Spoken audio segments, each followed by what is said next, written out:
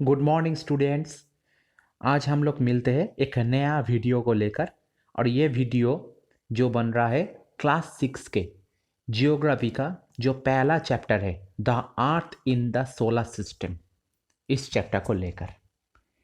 तो हम लोग इस चैप्टर में देखेंगे कि हमारे जो जहाँ पर रहते हैं हम, जो हमारे जो प्लैनेट है अर्थ, ये अर्थ के बारे में हम लोग पढ़ेंगे।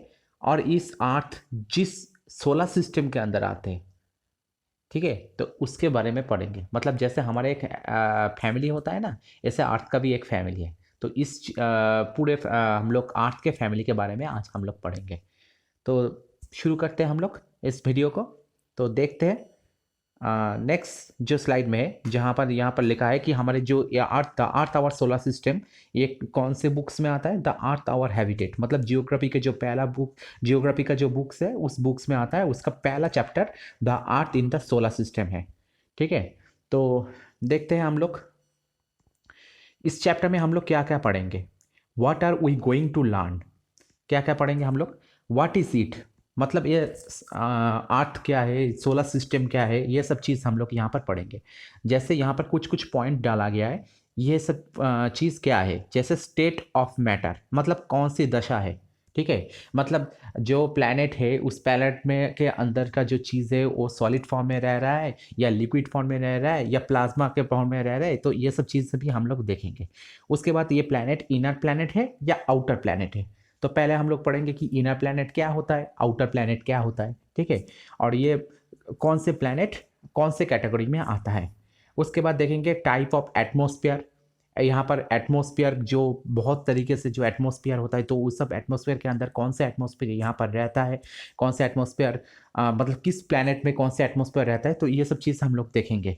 उसके बाद इंटरेस्टिंग फैक्ट, और कुछ कुछ इंटरेस्टिंग फैक्ट होगा इसके बाद भी, जो बाहर में जाकर ये सब चीज़ भी देखेंगे। और क्या पॉइंट है, वेयर इज इट लोकेटेड, ये प्लैनेट कौन सी जगह में ये लोकेशन है। ठीक है, मतलब सन से अगर देखा जाए तो कितने नंबर में ये प्लैनेट आता है, तो ये भी देखेंगे। अर्थ के सराउंडिंग देखा जाए तो दूसरे प्लैनेट अर्थ के कितने पास वो आता है, ये सब चीज़ देखेंगे। और देखेंगे क्या, हाउ डज इट मूव, ये कैसे चक्कर लगाते हैं, मतलब सन के चारों तरफ चक्कर लगाता है ना, तो हाउ डज इट मूव, ये प्लैनेट कैसे चक्कर लगाते हैं, तो इसके बारे में हम लोग देखेंगे। Next, celestial bodies. तो यहाँ से मेनली हमारे जो चैप्टर है उस चैप्टर को शुरुआत होता है सेलेस्टियल बॉडीज। तो सेलेस्टियल बॉडीज क्या है? सेलेस्टियल मतलब जो खगोलीय या आकाशीय जो बोलते हैं वही चीज़ है। और बॉडीज मतलब पिंड, मतलब आकाश के जो पिंड है, ठीक है, या खगोलीय जो पिंड है उसको हम लोग बोल सकते हैं सेलेस्टियल बॉडीज। तो यहाँ पर क्या बोला गया, the sun, the moon and all this objects shining in the night sky are called celestial bodies. मतलब जैसे हमारे सन, मून, ये सब चीज़ जो क्या करते हैं कि शाइनिंग, मतलब रातों के जब रात होते हैं तब उस टाइम में जब वो शाइन करते हैं, मतलब वहाँ समय उस चमकीला टाइप का हो जाता है ना, मतलब जैसे हम लोग देखते हैं। ठीक है, दिन के टाइम में तो सन दिखते हैं, रात के टाइम में जैसे मून दिखते हैं, तो ये सब हो गया सेलेस्टियल बॉडीज। ठीक है, तो ये सेलेस्टियल बॉडीज के अंदर आ गया, मतलब आकाशीय पिंड या खगोलीय पिंड जो भी बोलो। ठीक है, उसके बाद स्टार्स। अब सेलेस्टियल बॉडीज के अंदर स्टार्स आते हैं। जैसे सेलेस्टियल बॉडीज के अंदर, celestial bodies having their own heat, तो जो सेलेस्टियल बॉडीज है इसके पास अपना खुद का एक हीट रहता है एंड लाइट रहते हैं, आर कॉल्ड स्टार्स। मतलब सेलेस्टियल बॉडीज के अंदर भी बहुत सारे छोटे छोटे पार्ट है। जैसे कुछ सेलेस्टियल बॉडीज होते हैं जिसके अंदर में देखा जाए तो उन सेलेस्टियल बॉडीज के पास खुद का हीट होता है, खुद का देखा जाए लाइट होता है। अब जिसके पास खुद का हीट और खुद का लाइट होगा वो, उसको हम लोग क्या बोलेंगे, उसको हम लोग स्टार बोलेंगे। जैसे sun is the largest star of our solar system. तो हमारा जो सोलर सिस्टम है उसमें सबसे बड़ा स्टार कौन सा है? मतलब सन ही है।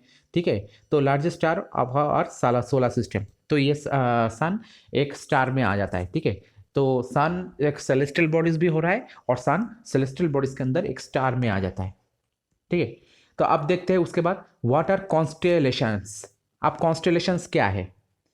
तो कॉन्स्टेलेशन क्या है, कॉन्स्टेलेशन के बारे में जानने के लिए देखते हैं हम लोग। कॉन्स्टेलेशन का मतलब है जो नक्षत्र मंडल। ठीक है, मतलब स्टारों के जो मंडल होता है। ठीक है, तो इसको थोड़ा सा हम लोग एक्सप्लेन करते हैं, देखते हैं कैसे कैसा चीज़ हो रहा है। Constellation are a group of stars that form a pattern in the sky. तो कॉन्स्टलेशन यही चीज़ हो गया कि ये स्टारों का ग्रुप है, मतलब स्टारों का झुंड हो रहा है, ठीक है। जो जब स्काई में रहता है, मतलब जो आकाश में रहते हैं, तो वहाँ पर क्या करते हैं, वो अपने तरह से, वो ऐसे तरह से रहते हैं कि वहाँ पर एक पैटर्न हो जाता है। तो पैटर्न, ये पैटर्न कौन डिसाइड करते हैं? पैटर्न हम लोग ही डिसाइड करते हैं। लेकिन हम लोग देखते हैं ना, देखकर हमें समझ में आता है, अरे ये पैटर्न तो इसके जैसे है, ये पैटर्न तो इस ड्राइंग के जैसे है। तो हम लोग इसी तरह से हम लोग बना लेते हैं अपने हिसाब से पैटर्न, ताकि हमें याद रखते सुविधा हो, और सबसे बड़ी बात है कि हमें दिखने भी अच्छा लगे। तो ये कॉन्स्टलेशन हो जाता है, मतलब तारों का झुंड। The shapes you see all depend on your point of view. तो ये भी दर्शाता है कि तुम जो शेप देख रहे हो, ये तुम्हारे पॉइंट ऑफ व्यू से तुम देख रहे हो, मतलब तुम्हें कैसा लग रहा है, ठीक है। ये मुझे मुझे लग रहा है कि ये शेप जैसे जो सप्तर्षि मंडल है ना, तो उसमें क्या है कि 7 स्टार्स रहते हैं, एक क्वेश्चन मार्क कर कर रहते हैं। तो अगर मुझे क्वेश्चन मार्क लगा है, इसका मतलब नहीं कि तुम्हें क्वेश्चन मार्क लगेगा, ठीक है। तो ये डिपेंड करता है कि तुम्हारे पॉइंट ऑफ व्यू क्या है, उसके ऊपर भी ये डिपेंड करता है, तुम कैसे तरीके से उस स्टार की जो मंडल है, मतलब जो बहुत सारे स्टार एक साथ है, उसको तुम देख रहे हो। Stars in a constellation are not close to each other.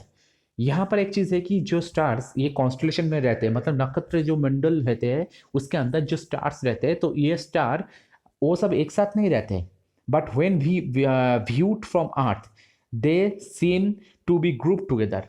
लेकिन जब हम लोग अर्थ से उन लोगों को देखते हैं, तो क्या करते हैं, हम लोग एक साथ देखते हैं, ठीक है। हालांकि एक स्टार के साथ दूसरे स्टार की जो डिफरेंस होता है, ये बहुत ही ज़्यादा होता है, ठीक है। लेकिन हम आर्ट से देखते हैं ना, आर्ट से देखते हैं, जैसे हम दूर की चीज़ जब देखते हैं, दूर की चीज़ तो हमेशा क्या होता है कि छोटा दिखाई देते हैं, ठीक है। जैसे मैंने यहाँ यहाँ खड़ा हूँ, मैं समझ लो कि यहाँ से मैं कम से कम एक खुला मैदान है, या खुले मैदान के दूर मेरे से 5 किलोमीटर दूर दो बच्चे खड़े हैं, ठीक है। अब दोनों के बीच में डिफरेंस कम से कम 2 किलोमीटर का है, लेकिन मेरे यहाँ से क्या दिखेगा, मेरे यहाँ से दिखेगा कि दोनों बच्चे पास पास खड़े हैं, ठीक है।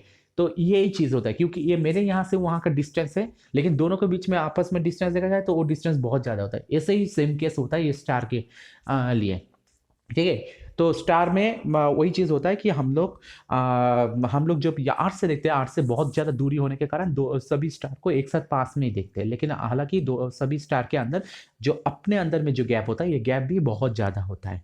तो उसके बाद कॉन्स्टलेशन के बाद हम लोग देखते हैं जो नेक्स्ट स्लाइड जो है, ये है पोल स्टार। अब पोल स्टार क्या है? In ancient time people use to determine directions during the night time. तो एंशियंट टाइम मतलब जो एंशियंट पीरियड टाइम चलता था, जो हमारे राजा रानी का जो टाइम पीरियड चलता था, ठीक है। जो उस टाइम में जो हम लोग जो राजाओं के शासन चलते थे, वहाँ पर राजा एक एम्पायर बनाते थे, उस एम्पायर में अंदर चलते थे। तो उस टाइम में क्या करते हैं हम लोग, उस टाइम में हम लोग डायरेक्शन कैसे हम लोग डिसाइड करते थे रात के टाइम में। तो determine directions during the night time with the help of stars. तो रात के टाइम में हम लोग स्टार के मदद लेते हैं डायरेक्शन को देखने के लिए, ठीक है। तो उस टाइम में देखा जाए, अभी के जैसे सिस्टम नहीं आए थे, जो अभी के जैसे वहाँ पर कॉम्पास सिस्टम उस टाइम में नहीं थे, या जो मोबाइल में जो डायरेक्शन देते हैं ना, तो ऐसे टाइप का वहाँ पर सिस्टम नहीं था। तो हम लोग और उन लोगों को इतना नॉलेज नहीं था कि कौन से साइड में नॉर्थ आता है, कौन से साइड में साउथ आता है, ऐसे टाइप का नॉलेज नहीं होता था। तो वो लोग क्या करते थे, तारों को दिशा देखकर वो अपना अपना खुद का दिशा बनाते थे। तो ये सिस्टम भी बहुत ही ज़्यादा मतलब फेमस सिस्टम है, कि आज के दिन में अगर देखा जाए अचानक से तुम्हारे पास से कॉम्पास खो जाए, तो तुम क्या करोगे। तो हमें एंशियंट टाइम में जो सिस्टम थे, उसी सिस्टम को हमें अपनाना पड़ेगा। तो ये भी सीखना पड़ेगा हमें आज के दिन के हिसाब से। The north star located in the north direction is called pole star. तो नॉर्थ स्टार मतलब जो उत्तर की तरफ एक स्टार है, जो स्टार हमेशा चमकीला टाइप का होता है। तो ये स्टार जब उत्तर में रहते थे, तो इसमें क्या करते हैं, ये हमेशा नॉर्थ के डायरेक्शन में रहता है, ये कभी दूसरी डायरेक्शन में नहीं आता। और ये नॉर्थर्न हेमिस्फीयर से जब हम लोग इस स्टार को हम लोग देखते हैं ना, तो ये हमेशा नॉर्थर्न हेमिस्फीयर में क्या होता है, डायरेक्शन दिखाते हैं। तो इसे हम लोग पोल स्टार भी कहते हैं, ठीक है। मतलब नॉर्थर्न स्टार हेमिस्फीयर में जो पोल एरिया है, वहाँ से ये स्टार है, वहाँ से पास में आता है, और वहाँ से ये अपने जो लाइट है, उस लाइट के जरिए हमने वो दिशा दिखाते हैं। तो इसमें क्या है कि इसको पोल स्टार भी इसलिए कहा जाता है। It always remain fixed in the same position in the sky. ये हमेशा क्या होता है, स्काई में एक फिक्स पोजिशन में रहते हैं। We can locate star, we can locate the position of the pole star with the help of Saptarishi. तो सप्तऋषि, तो हम लोग क्या कर सकते हैं, हम लोग ये जो पोल स्टार है इसका लोकेशन हम लोग कैसे निकाल सकते हैं, इसका लोकेशन निकाल सकते हैं सप्तऋषि के हेल्प से। अब सप्तऋषि क्या है, सप्तऋषि जो मैंने अभी कुछ पिछले स्लाइड में बोला है कॉन्स्टेलेशंस के बारे में, वहाँ पर 7 अलग अलग स्टार जो मिलकर वो एक क्वेश्चन फॉर्म में रहते हैं, मतलब जैसे क्वेश्चन मार्क साइन होता है ना, उसे क्वेश्चन मार्क साइन में रहते हैं। तो ये अलग अलग सातों ऋषि के नामों के ऊपर से बेस करके, तो ये स्टार को हम लोग एंशिएंट टाइम में इसको हम लोग नामकरण किया था। तो सातों ऋषि के नाम से हम लोग नामकरण किए थे, इसलिए हो गया सप्त ऋषि। ठीक है, तो अब पोल स्टार को हम लोग कैसे डायरेक्शन देख सकते हैं, पोल स्टार को डायरेक्शन ऐसे देख सकते हैं कि सप्तऋषि जो है उसके बाजू में आता है पोल स्टार। तो हम लोगों को अगर एक चांस में अगर पोल स्टार ना मिले ना, तो हम लोग फिर सप्तऋषि को ढूंढ सकते हैं। सप्तऋषि मिल जाए तो पोल स्टार आसानी से मिल जाएगा। सप्तऋषि कैसे मिल सकता है, क्योंकि सातों स्टार एक साथ होगा, एक क्वेश्चन मार्क फॉर्म में होगा, तो इसी तरह से मिल जाता है। ठीक है, तो ये चीज़ है। उसके बाद है कि नेक्स्ट स्लाइड, आप व्हाट इज सोलर सिस्टम। अब हम लोग नेक्स्ट स्लाइड में जाते हैं सोलर सिस्टम के बारे में। सोलर सिस्टम क्या है, तो the sun, its planet and all the objects moving around them collectively are called solar system. जो हमारे सूर्य है उसके साथ साथ जो जितने भी प्लैनेट हैं हमारे साथ सन के साथ, और उसके साथ जो जो ऑब्जेक्ट यहाँ पर है, तो ऑब्जेक्ट क्या है ये सब भी हम लोग बाद में देखेंगे। बहुत सारे ऑब्जेक्ट यहाँ पर है, तो ये सब क्या करते हैं कि ये सब आकाश में ये सब क्या करते हैं कि ये सब घूमता रहते हैं हमेशा। They collectively are called solar system. तो इसे सबको एक साथ हम लोग एक सोलर सिस्टम बोल सकते हैं। ठीक है, तो सन से आता है सोलर, तो वहाँ का सिस्टम हम लोग ये बोल सकते हैं। The solar system is entirely dependent on sun. तो ये सोलर सिस्टम ये पूरे तरह से ये सन के ऊपर डिपेंडेंट है। तो कैसे डिपेंडेंट है कि and the only one which is self luminous that is which has its own light. तो इसमें क्या है कि सन के ऊपर कैसे डिपेंड है, क्योंकि सन अकेला ही है जो इस सोलर सिस्टम में अकेला स्टार है जो सेल्फ लुमिनियस है। मतलब सेल्फ मतलब आत्मा, और लुमिनियस प्रकाशमान, मतलब वो अपने आप से वो अपने आप को प्रकाश करते रहते हैं। मतलब कैसे प्रकाश करते हैं, वो उसका अपना हीट होता है, उसका अपना लाइट होता है। मैंने पहले बोला था ना कि सेलेस्टियल कुछ सेलेस्टियल बॉडी होता है जिसके पास अपना हीट और अपना लाइट होता है। सिर्फ हमारे इस सोलर सिस्टम जो है, इस सोलर सिस्टम में सिर्फ सन के पास ही है। तो सन के पास जो चीज़ है उसके वजह से बाकी लोग मतलब बाकी जो प्लैनेट है तो उसके ऊपर डिपेंडेबल होता है। इसके वजह से rest of the planets reflect the light receive from the sun. तो बाकी सब प्लैनेट क्या करते हैं, ये लाइट को रिसीव करते हैं सन से। ठीक है, तो इससे हम लोग क्या करते हैं, जैसे 8वें आवर्स जो सन के लाइट आता है ना, सुबह उठते हो घूमने, सुबह तुम्हें जो आँख खुलते तब सन का लाइट आ जाता है। ठीक है, तो ये चीज़ इसी तरह से हम लोग रिसीव करते हैं। तो ये बाकी प्लैनेट में भी यही सिस्टम होता है। हमारे पास खुद का लाइट नहीं है, हम सन से रिसीव करते हैं। अब सन के बारे में हम लोग पढ़ेंगे। सन के बारे में, sun star of the solar system. तो ये सोलर सिस्टम का स्टार है। तो मतलब ये हमारे सोलर सिस्टम का अकेला स्टार है, यह है sun. It is the heaviest among solar system. तो सोलर सिस्टम में सबसे ज़्यादा भारी भी है ये। It is ball of hot burning gases.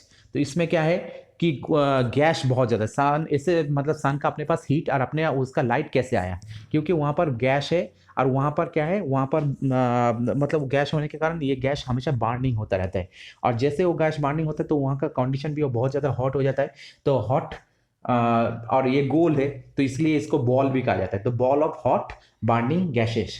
It is the nearest star to the earth. अब ये अर्थ के पास में आता है, मतलब अर्थ के बहुत ही ज़्यादा ये करीब आता है। तो देखा जाए nearest star to the earth, earth से हम लोग जितने भी स्टार देखते हैं सभी स्टार के अंदर देखा जाए सन ही सबसे हमारा करीब में आता है, इसलिए सन के लाइट सबसे ज़्यादा अर्थ के ऊपर इफेक्ट करता है। The light from the sun takes approximate 8 minutes to reach earth. तो सन से जो लाइट यहाँ पर आता है ना, ये लगभग 8 मिनट के अंदर ही अर्थ में आता है। मतलब आज सुबह सन के जो लाइट आएगा तो ये मतलब पूरे देखा जाए लाइटिंग स्पीड जो होता है कम से कम 8 मिनट के अंदर ही वो अर्थ में आ जाता है। तो इतना तेजी से आता है सन का जो लाइटिंग स्पीड होता है।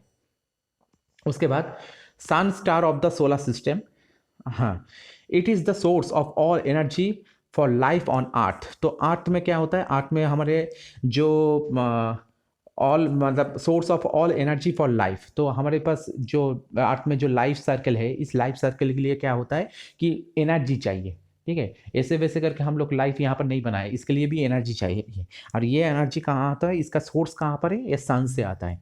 About 3/4 of the sun's mass consist of hydrogen. तो सन का जो वहाँ का जो वहाँ पे क्या चीज़ है सबसे ज़्यादा, वहाँ पर देखा जाए जो 3/4 एरिया, मतलब 4 भाग से अंदर 3 भाग एरिया वो हाइड्रोजन से भरा होता है। और while the rest is mostly helium, और बाकी जो एक भाग है इसमें से ज़्यादा हीलियम गैस है।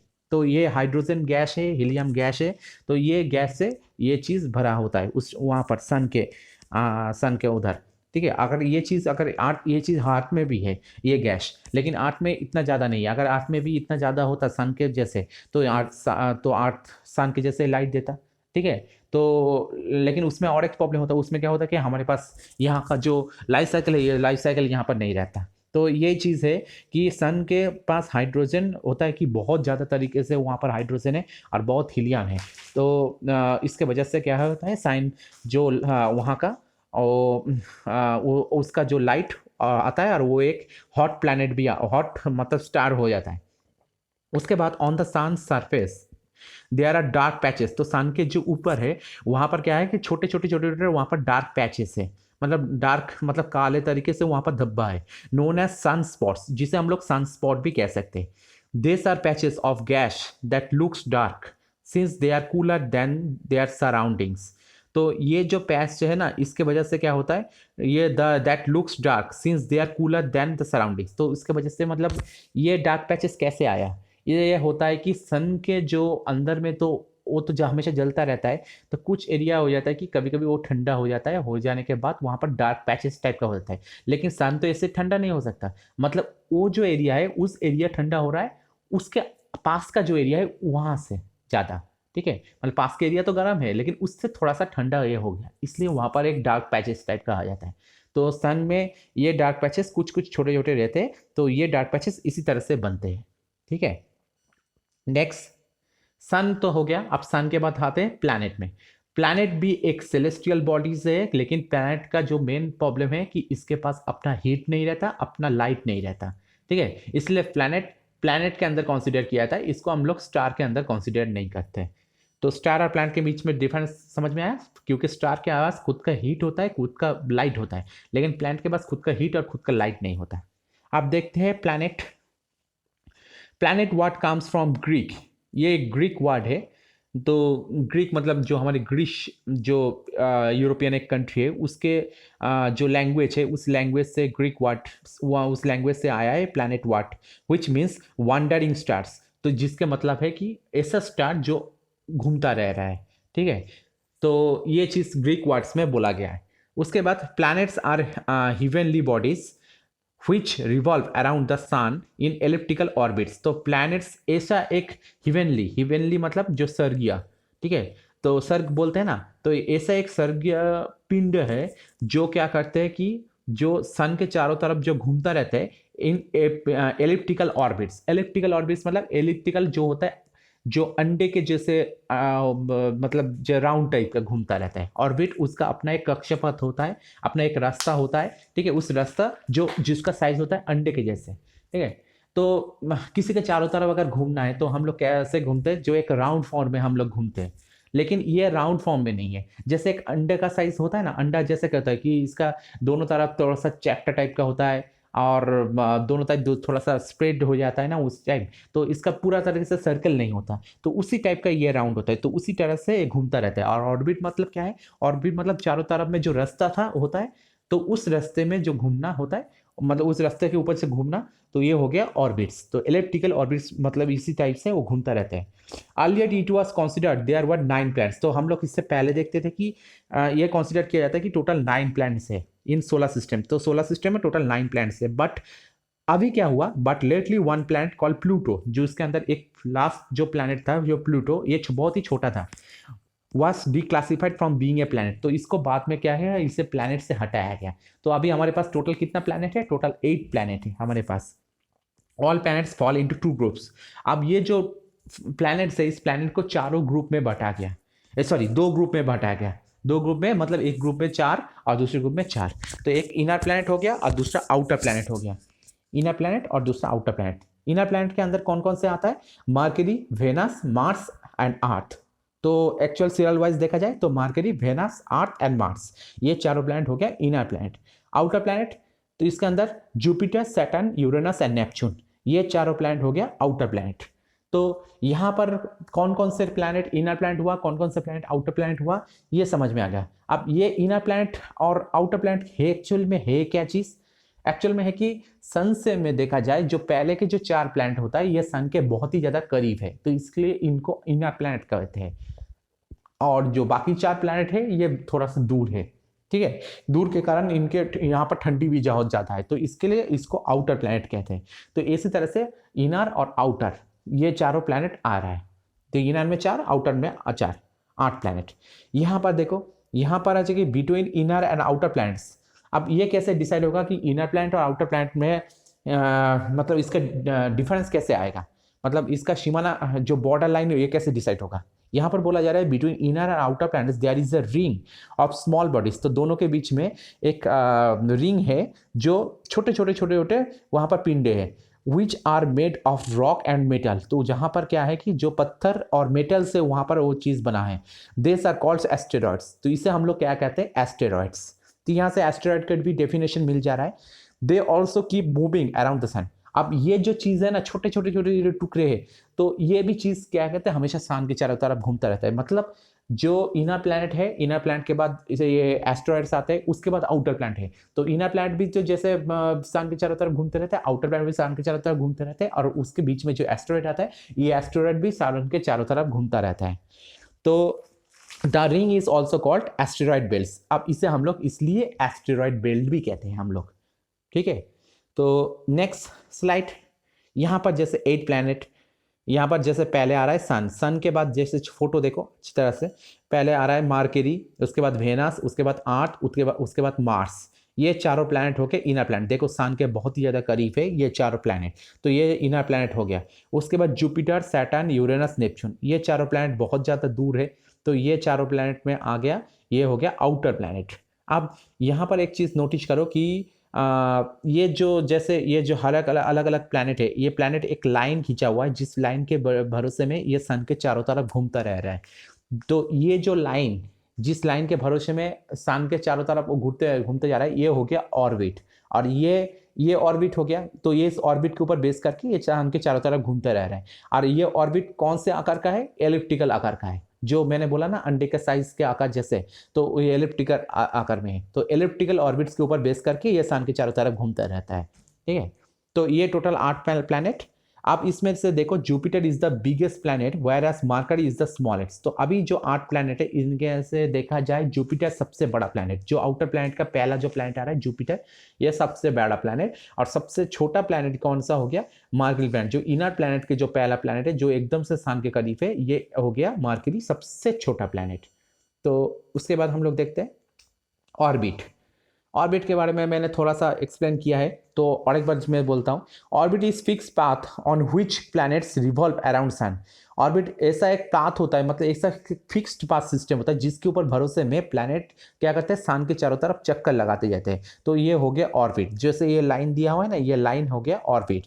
अब यहाँ पर एक मैंने यहाँ पर एक सैटेलाइट दिया हुआ है। ये सैटेलाइट ये क्या करते हैं कि अगर कुछ एक सैटेलाइट मैंने भेजा, जो सैटेलाइट अर्थ के चारों तरफ चक्कर लगा रहे हैं, तो ये अर्थ के चारों तरफ ये अपने हिसाब से एक ऑर्बिट बना लिया, और वहां से अपने हिसाब से वो अर्थ के चारों तरफ चक्कर लगा रहे हैं।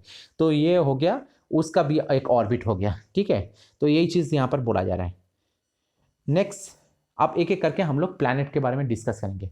तो एक्चुअल में ये वीडियो बहुत ही ज़्यादा बड़ा होगा, तो हम लोग इस वीडियो में जिस प्लैनेट तक हम लोग डिस्कस करेंगे वो है इनर प्लैनेट तक। इनर प्लैनेट मतलब 4 प्लैनेट है, मरकरी, उसके बाद जो मरकरी के बाद जो आ रहा है कि वेनस, वेनस के बाद अर्थ, और अर्थ के बाद मार्स। ये चारों प्लैनेट को लेकर हम लोग यहाँ पर डिस्कस करेंगे। तो पहले मरकरी से स्टार्ट करते हैं। Mercury the inner most planet, मतलब इनर प्लैनेट के अंदर सबसे करीब जो आता है सन के पास, ये हो गया Mercury. Mercury inner most planet. It is named after the messenger of the Roman gods. तो ये किसके नाम से रखा गया है मरकरी? ये रखा गया है कि जो एक रोमन गॉड थे, रोमन गॉड के पास जो मैसेंजर, मैसेंजर मतलब जो मैसेज लेकर आते हैं, मतलब दूत, तो दूत बोलते हैं ना जो मैसेज लेकर आते हैं, तो ये मैसेंजर हो गया रोमन गॉड का, तो उसके नाम के ऊपर बेस करके मरकरी रखा है।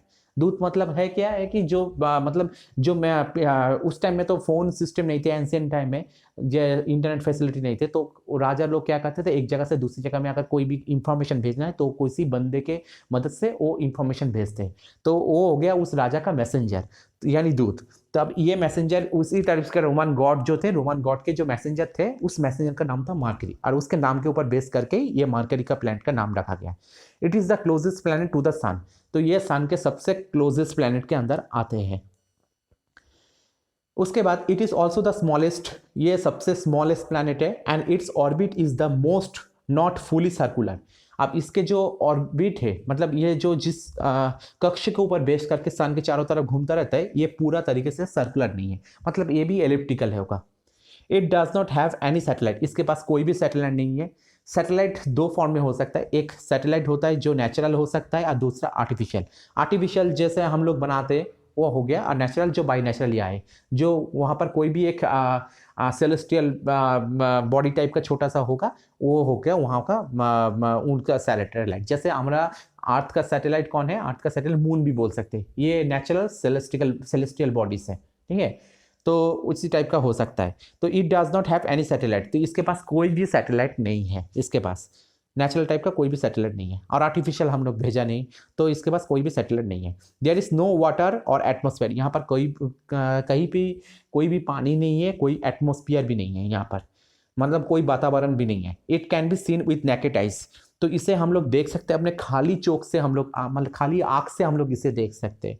It can be seen with, मतलब ये मरकरी इस सन के करीब है, और ये देखा जाए अर्थ और मरकरी के बीच में जो डिस्टेंस ये भी ज़्यादा नहीं है, तो हम लोग नेकेड आई से इसको देख सकते हैं। It orbits the sun's once in about 88 earth days, तो इसका जो ऑर्बिट है, ये सन के मतलब जिस ऑर्बिट के ऊपर बेस करके ये सन की तरफ चारों तरफ चक्कर लगाते, वो होता है कि 88 आर्ट डेज, मतलब हमारे हमारे हमारे यहाँ पर किया अर्थ सूरज के चारों तरफ चक्कर लगाने में टोटल कितना टाइम लगता है? 365 डेज, मतलब उससे थोड़ा सा ज़्यादा लगता है। 365 डेज 5 आवर्स 48 मिनट्स 46 सेकेंड, तो मतलब 365 डेज अगर मानकर चलो तो इतना लग जाता है। तो अर्थ के हिसाब से देखा जाए वहाँ पर मरकरी को कितना टाइम लगता है? टोटल 88 आर्ट डेज अर्थ के हिसाब से, ठीक है। वहाँ का तो डे लाइट का कॉन्सेप्ट थोड़ा सा अलग होगा, लेकिन मैं अर्थ के हिसाब से देख रहा हूँ, तो अर्थ के हिसाब से टोटल 88 आर्ट डेज वहाँ पर लग जाता है। उसके बाद there are no seasons on its surface, तो यहाँ पर कोई भी सीजन नहीं, क्योंकि एटमॉस्फेयर नहीं है, तो सीजन कहाँ से आएगा? ठीक है, जैसे हमारे यहाँ पर समर विंटर ऑटोमन ऐसे टाइप का सीजन होता है ना, तो समर विंटर ऑटोम रेनी ये सीजन होता है, तो वहाँ पर ये सब सीजन नहीं है वहाँ पर। उसके बाद मरकरी में क्या है, ये इसका स्टेट ऑफ मैटर क्या है? सॉलिड सरफेस, एकदम से सॉलिड फॉर्म में रहता है। रॉकी मतलब हमेशा ये पहाड़ टाइप का यहाँ पर बहुत सारे है, और ये इनर प्लैनेट के अंदर आ जाता है। यहाँ का एटमॉस्फेयर है तो नहीं है, लेकिन जो चीज़ यहाँ पर जो गैस यहाँ पर दिखते हैं वो क्या है? थिन, मतलब यह एटमॉस्फेयर जो वातावरण बहुत ही पतला होता है, और सोडियम और अदर गैसेस यहाँ पर पाए जाते हैं। और यहाँ पर थोड़ा सा इंटरेस्टिंग फैक्ट देखते हैं हम लोग, क्या लिखा है? So close to the sun there are temperature that reach 430 degree Celsius, तो ये सूरज के बहुत ही पास में आता है, इसलिए क्या है यहाँ का जो तापमान है ना, ये 430 डिग्री सेल्सियस से भी ज़्यादा है, ठीक है, 430 डिग्री सेल्सियस, तो ये बहुत ही ज़्यादा मतलब गर्म प्लैनेट के अंदर आ जाता है, तो सूरज के एकदम से पास में होने के कारण। उसके बाद हाउ डस इट मूव्स, ये कैसे घूमता रहता है? तो इसका दो रोटेशन तरीका है, मतलब एक रेवोल्यूशन होता है और दूसरा रोटेशन होता है, तो दोनों चीज़ के बीच में थोड़ा सा अंतर देखते हैं। जो रोटेशन होता है कि ये हमेशा क्या होता है कि अपने आप के ऊपर वो घूमता रहता है, मतलब कैसे? जैसे यहाँ पर दिया हुआ है ना, ये जो अर्थ का एक फोटो डाला है यहाँ पर, जैसे रोटेशन स्पिन, मतलब एक जैसे तुमने लट्टू खेला है, लट्टू, तो मतलब उसे क्या होता है, हम लोग घुमाते रहते हैं, तो घुमाते कहते हैं कि वो एक छोटा सा पॉइंट के ऊपर बेस करके उसके वहाँ पर चारों तरफ घूमता रहता है, ठीक है, तो वो ऐसे ऐसे मतलब शक्तिमान के जैसे घूमता रहता है, तो ये हो गया, मतलब वो अपने हिसाब से रोटेट होता रहता है। तो ये जो रोटेट होता है ना, तो ये अगर अर्थ का जैसे पूरा एक रोटेट, मतलब जैसे समझ लो अर्थ का एक बॉडी है, बॉडी के सामने की तरफ समझ लो इंडिया आ रहा है, तो इंडिया अभी सूरज के सामने है, तो एक बार वो पूरा घूमकर दोबारा इंडिया अगर सूरज के सामने जाए तो ये हो जाता है 24 आवर्स में। ठीक है, तो इस तरह से अर्थ का लगता है 24 आवर्स। और दूसरा जो होता है रेवोल्यूशन, रेवोल्यूशन जो चीज होता है ये सूरज के चारों तरफ में चक्कर लगाना, मतलब दो तरीके से घूमता रहता है, एक तो अपने आप में घूमता है और दूसरा सूरज के चारों तरफ में चक्कर लगाते हैं। तो सूरज के चारों तरफ जो चक्कर लगाते हैं ये हम लोग लगाते हैं 365 डेज में। ठीक है, अब जैसे एक एग्जांपल शक्तिमान के बात किया है, शक्तिमान अपने आप में घूमता रहता है, आप शक्तिमान समझ लो कि अपने आप में घूम रहा है और दूसरा वो एक बिल्डिंग के चारों तरफ चक्कर लगा रहा है। तो अपने आप में घूमना ये हो गया रोटेशन, और बिल्डिंग के चारों तरफ चक्कर लगाना ये हो गया रेवोल्यूशन। ठीक है, तो आप समझ में आया। तो ये हम लोग अर्थ के डे के हिसाब से हमने देखा है। अब देखते हैं कि ये मरकरी के लिए कैसे अप्लाई होता है। तो रेवोल्यूशन वहाँ पर मैंने बोला है अर्थ ईयर 0.24 मैंने बोला है, मतलब जैसे समझ लो कि वहाँ पर मरकरी में हम लोग वहाँ पर क्या है 88 डेज लगता है, 88 डेज। ठीक है, तो ये यहाँ पर 0.24 कैसे आया, 88 बाई मतलब डिवाइडेड बाई 365, तो कैलकुलेशन करके 0.24 आ जाता है। तो इसी हिसाब से 0.24 निकाला है, मतलब एक्चुअल में उसको 88 डेज लग जाता है सूरज के चारों तरफ में चक्कर लगाने के लिए। और रोटेशन क्या होता है, रोटेशन होता है 8 डेज 59 8 डेज। ठीक है, तो 59 8 डेज के हिसाब से उसको रोटेशन करने के लिए चक्कर लग जाता है उसको। तो जैसे हमारे यहाँ पर क्या होता है, हमारे यहाँ पर 24 घंटे लग जाता है तो रोटेशन करने के लिए, मतलब एक दिन के हिसाब में देखा जाए तो 24 घंटे में एक दिन होता है, वहाँ पर 59 आवर्स में वहाँ पर एक दिन होता है, वहाँ का एक दिन काउंट होता है 59 आवर्स में, मतलब बहुत स्लो घूमता रहता है, यही चीज़ यहाँ पर बोला जा रहा है। तो यहाँ पर एक टास्क है कि ये जो यहाँ पर डाला गया है FGHIJKLM, इनमें से मरकरी कौन है। तो मैंने बोला है कि मरकरी सबसे सूरज के पास में आता है, तो ऑब्वियसली सूरज के सबसे पास में आने के लिए कारण यहाँ पर F होगा मरकरी। ठीक है, FGHI ये चारों होगा इनर प्लैनेट और JKLM ये चारों होगा आउटर प्लैनेट, तो F होगा मरकरी। देखते हैं आप नेक्स्ट स्लाइड में। नेक्स्ट स्लाइड में जो जाते हैं वेनस, अब वेनस के पास जाते हैं, मरकरी के बाद दूसरा प्लैनेट जो आता है वेनस। वेनस में बोला जाता है द वेल्ड प्लैनेट, इसको हम लोग वेल्ड प्लैनेट भी कहते हैं। अब वेल्ड मतलब क्या है, वेल्ड होता है कि वो घूंघट टाइप का होता है ना, जैसे कई कई पर होता है जो वुमेन्स लोग वो क्या कहते हैं घूंघट देते हैं अपने सर पे, तो ऐसे टाइप का वेनस, तो वो भी एक घूंघट टाइप का होता है वेनस में, वो उसको घूंघट प्लैनेट भी कहा जाता है। तो Venus is surrounding by thick cloud cover, तो उसके ऊपर क्यों इसको बोला जाता है, क्योंकि उसके ऊपर थिक क्लाउड मतलब बहुत ही पतले टाइप का वहाँ पर क्लाउड उसके ऊपर कवर टाइप का रहता है, that is why it is called well planet. तो इसके ऊपर हमेशा पतला क्लाउड रहता है, तो इसलिए इसको वेल प्लैनेट भी कहते हैं, मतलब क्लाउड इसको जो घूंघट की तरह इसको ढके रखते हैं, तो इसे वेल प्लैनेट भी कहते हैं। इट इज ब्राइटेस्ट, ये बहुत ही ज़्यादा उज्जवल है, और ये एंड हॉटेस्ट प्लैनेट, और बहुत ही ज़्यादा गर्म भी होता है। It is named after Roman goddess of love and beauty, तो ये रोमन गॉडेस, रोमन एक जो फीमेल गॉड थे, मतलब गॉडेस जो हो गया उसका लव एंड ब्यूटी के ऊपर जो बेस करके, मतलब लव एंड ब्यूटी के जो गॉड थे रोमन गॉडेस थे, तो उसके ऊपर बेस करके उनका नाम रखा गया, तो इसका नाम अब हो गया वेनस, यानी ये फीमेल कैरेक्टर के ऊपर बेस करके वेनस का नाम रखा है। Next, it orbits the sun once in about 225 8 days, तो ये सूरज के चारों तरफ चक्कर लगाने के लिए, मतलब हो गया रेवोल्यूशन, इसका रेवोल्यूशन करने के लिए टाइम लगता है 225 8 डेज। इससे पहले मैंने बोला था 88 डेज जो मरकरी के लिए था, इसके लिए 225 8 days. Venus reach its maximum brightness shortly before sunrise और शॉर्टली आफ्टर सनसेट, तो वेनस ये क्या करते हैं, ये सबसे ज़्यादा इसका ब्राइटनेस कब आता है, तो ब्राइटनेस सबसे ज़्यादा आता है कि कुछ छोटे टाइम के लिए आता है, यह होता है सनराइज के पहले और सनसेट के बाद, इसी टाइम में आता है। So it is also known as the morning star on evening star, तो इसे मॉर्निंग स्टार भी कहते हैं, इवनिंग स्टार होता है। अब ये डिपेंड करते हैं ये सनराइज और सनसेट कहाँ पर बोला है, ये अर्थ के हिसाब से बोला है, मतलब अर्थ में जब सनराइज होता है उससे पहले यहाँ में ये बहुत ही ज़्यादा मतलब इस ब्राइटनेस देखा जाता है। तो मतलब जैसे मैंने बोला ना, सूरज की रोशनी धीरे धीरे सूरज से आ रहा है अर्थ की तरफ, तो सूरज की तरफ से धीरे धीरे अगर अर्थ की तरफ आना है तो पहले आता है कौन सा, पहले आता है मरकरी, उसके बाद आता है वेनस। तो वेनस में पहले आ जाता है, इसलिए यहाँ पर अर्थ में जब यहाँ पर दिन होता है, मतलब जब सूरज उगते हैं तो उससे पहले आ जाता है वेनस में। तो वेनस में इससे पहले आने के लिए हो रहा है कि अब वहाँ पर वेनस में जब सूरज आ रहा है तो यहाँ पर उस टाइम हो रहा है मॉर्निंग। अब वेनस में जब शाम को, मतलब वहाँ पर जब सूरज मतलब ढल रहा है तो यहाँ पर तब उस टाइम में देखा जाए यहाँ पर भी इवनिंग चल रहा है। तो मतलब वेनस थोड़ा सा आगे रहता है। तो इसके वजह से क्या होता है कि वेनस थोड़ा सा ब्राइटनेस उसी टाइम में ये अर्थ के हिसाब से देखा जाता है। तो यहाँ पर मॉर्निंग स्टार या इवनिंग स्टार भी कहा जाता है वेनस को। अगर तुम्हें वेनस को देखना है तो मॉर्निंग के टाइम में और इवनिंग के टाइम में सबसे अच्छी तरह से देख सकते हो। जो स्काई की तरफ देखो, वहाँ पर जो सबसे ज़्यादा चमकीला होगा वो मॉर्निंग स्टार और इवनिंग स्टार होगा। Venus is also known as sister और ट्विन प्लैनेट टू अर्थ। तो ये अर्थ के सिस्टर भी कहा जाता है या ट्विन बोलते हैं। पहले बोला, पहले ही वेनस को फीमेल कैरेक्टर के नाम के ऊपर बेस करके रखा गया, तो इसलिए सिस्टर कह सकते हैं या ट्विन प्लैनेट कह सकते हैं, because of its similar size and mass of to the earth. तो इसका क्या है कि अर्थ के जैसे ये सिमिलर साइज टाइप का है, या इसका मास जो है, अर्थ का मास जो है वहाँ का मास भी सेम टाइप का है। तो इसलिए क्या होता है, वेनस को हम लोग या अर्थ के सिस्टर बोल सकते हैं या ट्विन भी बोल सकते हैं। State of matter, solid surface, Rocky. तो यहाँ पर भी सॉलिड सरफेस जो मरकरी में था और रॉकी था, यहाँ पर भी वही सिस्टम है। यहाँ ये भी इनर प्लैनेट के अंदर आ जाता है। Type of atmosphere, very thick, वो वाला थिक था, ठीक है, मरकरी थिक था, ये वेरी थिक मतलब बहुत ही पतला। और मोस्टली मैंने बोला ना, बहुत ही पतला होने के कारण इसके ऊपर एक घूंघट जैसे हो जाता है, तो ये वेल प्लैनेट कहते हैं। और दूसरी बात तो है कि मोस्ट कार्बन डाइऑक्साइड, तो इसके अंदर सबसे ज़्यादा जो गैस पाए जाते हैं वो कार्बन डाइऑक्साइड होता है, मतलब CO2। इसके बाद interesting fact, if you stood on Venus you would be crushed by its atmosphere. अगर तुम वेनस में अगर तुम जाओ और वहां पर तुम वेनस में जाकर खड़े रहो तो तुम क्या होगा, you would be crushed by its atmosphere. तो तुम्हें तुम्हारे वहाँ का जो एटमोस्फियर है उस एटमोस्फियर के वजह से वो तुम्हारे तरफ आएगा और तुम वहाँ पर तुम्हें प्रॉब्लम, बहुत ही ज़्यादा प्रॉब्लम फेस करना पड़ेगा, ठीक है।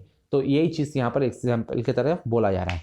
Venus how does it moves, तो इसका रेवोल्यूशन जो होगा 0.62। तो 0.62 क्यों बोला जा रहा है, क्योंकि कैलकुलेशन के हिसाब से अगर देखा जाए, ये जो मैंने बोला 225 8 10, तो 225 डिवाइडेड बाय 365 करो तो आ जाएगा 0.62।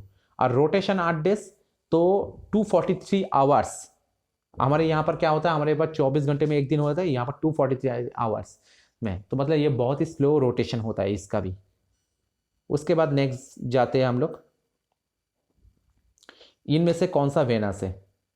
ऑब्वियसली सन के बाद F जो है ये मरकरी हो गया, G हो गया और वेनस, ठीक है। H वाला होगा अर्थ एंड I वाला होगा मार्स।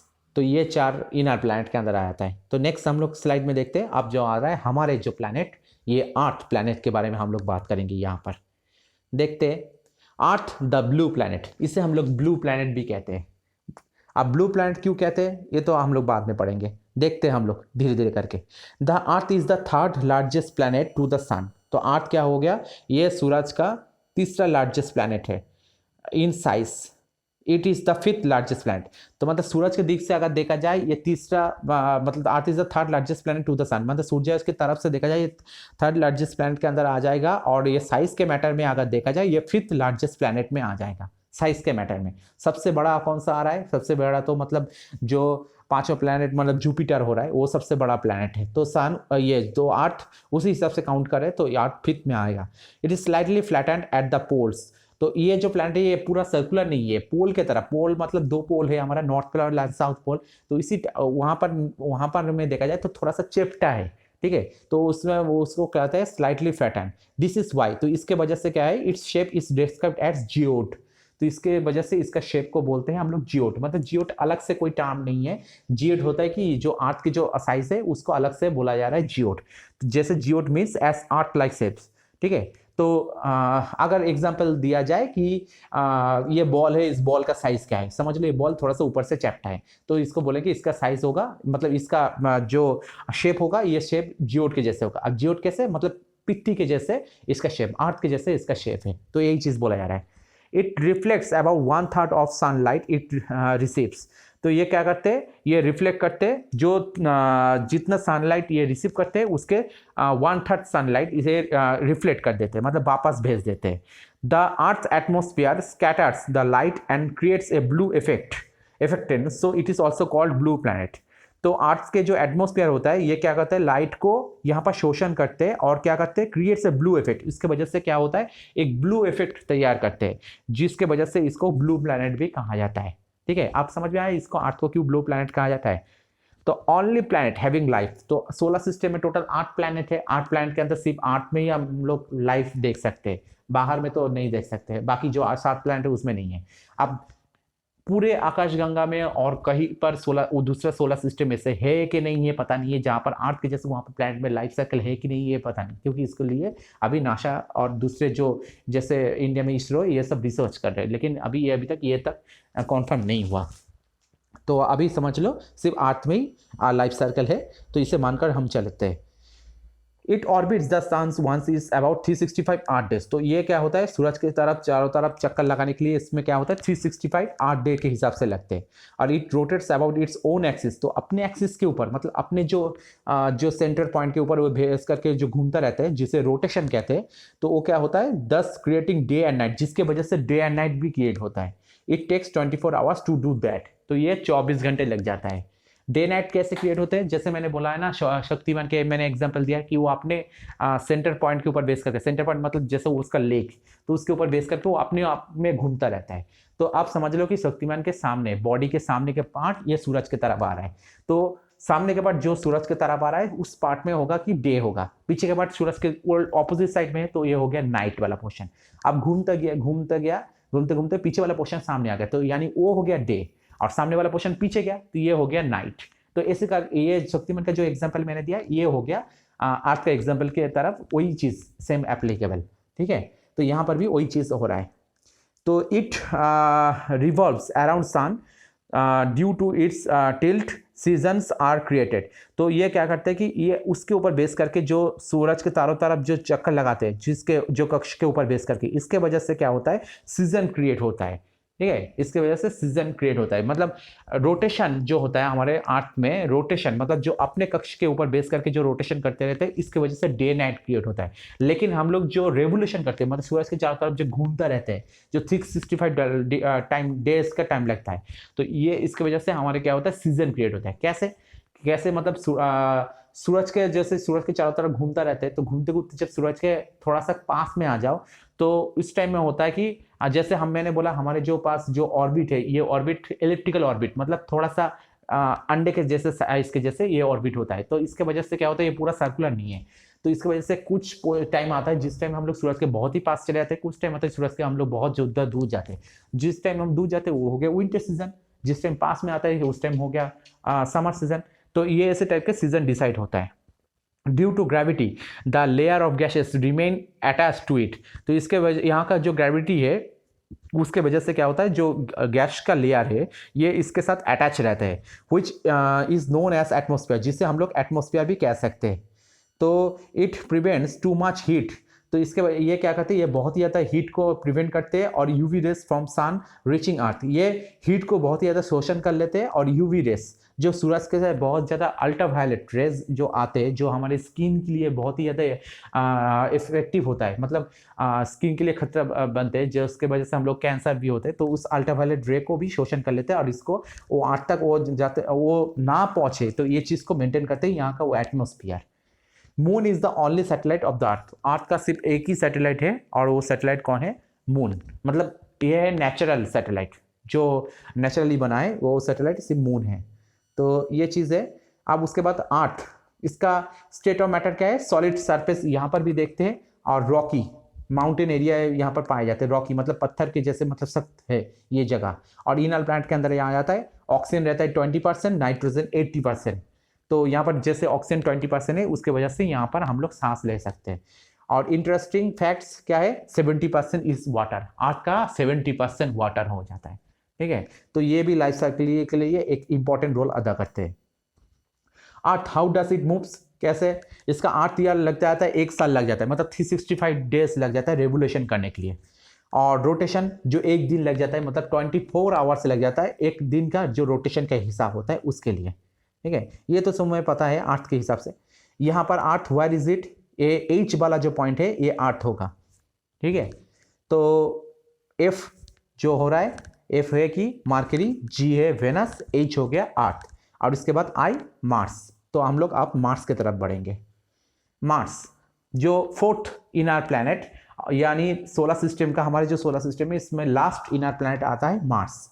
मार्स को हम लोग क्या कहते हैं, द रेड प्लैनेट कहते हैं, मतलब लाल प्लैनेट भी कहते हैं। It named after the Roman God of war.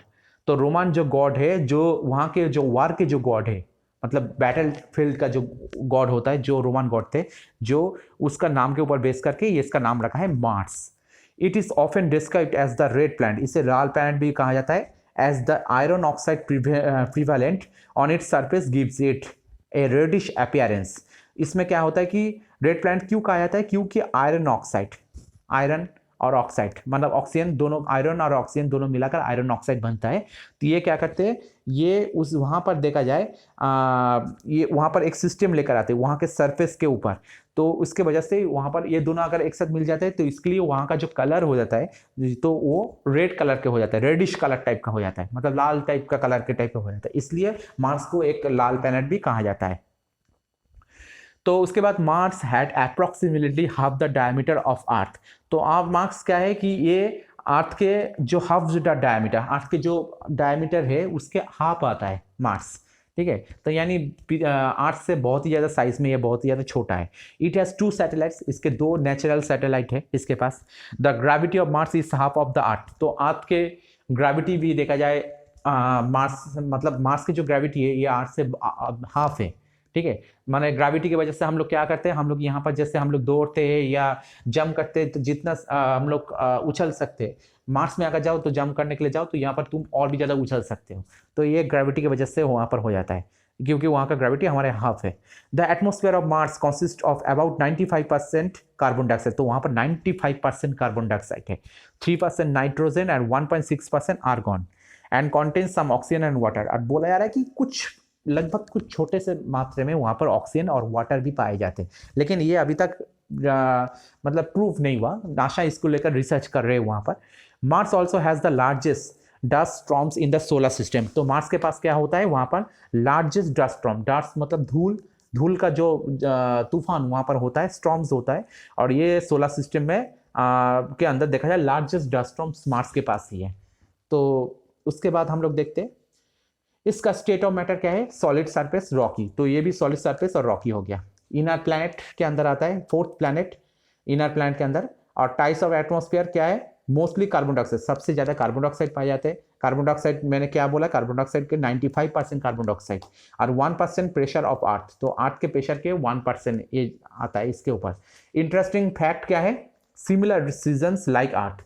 ये इसके वजह से मतलब जो यहाँ पर बोला है कि अर्थ में जैसे सीजन सिस्टम है ना, तो मार्स में भी वही सिस्टम चलता है। तो इसके वजह से जो साइंटिस्ट है वो अनुमान लगाते हैं कि शायद मार्स में भी वहाँ पर लाइफ साइकिल हो सकता है, ठीक है। तो इसलिए वहाँ पर ऑक्सीजन, वाटर और लाइफ साइकिल को ढूंढने के लिए वो लोग रिसर्च कर रहे हैं मार्स के लिए।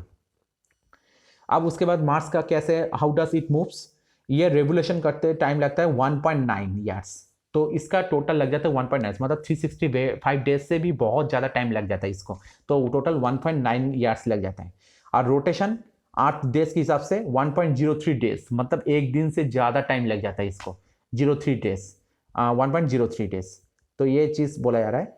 अब यहाँ पर मार्स के कौन सा होगा, FGHI, इसके बीच में देखा जाए तो चारों इनर प्लैनेट है, इसके बीच में I होगा जो मार्स होगा, ठीक है, जो लास्ट इनर प्लैनेट है। इसके बाद JKLM, ये 4 आउटर प्लैनेट हो गया। J हो रहा है Jupiter, K Saturn, L Uranus और M नेपच्यून। तो ये 4 आउटर प्लैनेट जिसके बारे में हम लोग नेक्स्ट वीडियो में डिस्कस करेंगे। आज ये वीडियो बहुत ही ज़्यादा बड़ा हो रहा है, तो इसलिए इस वीडियो को यहीं पर हम लोग स्टॉप करते, मिलते हैं नेक्स्ट वीडियो में।